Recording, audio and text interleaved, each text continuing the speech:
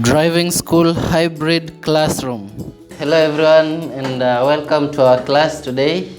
My name is Elijah and I am your online driving instructor, and today we are going to learn about traffic signs, about the categories of traffic signs and where you find these signs.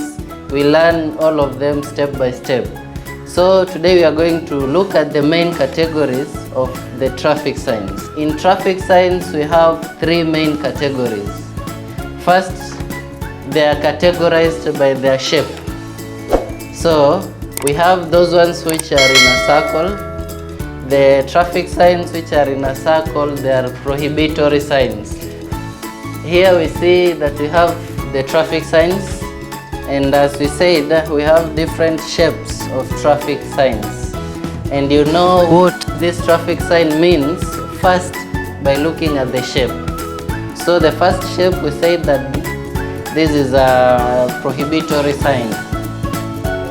And then we see there is other traffic signs that we see here, like these ones. These ones are in either square or a rectangle. So a sign that is in a square or a rectangle, those ones, they are information or informatory signs. So we have three main categories of the signs.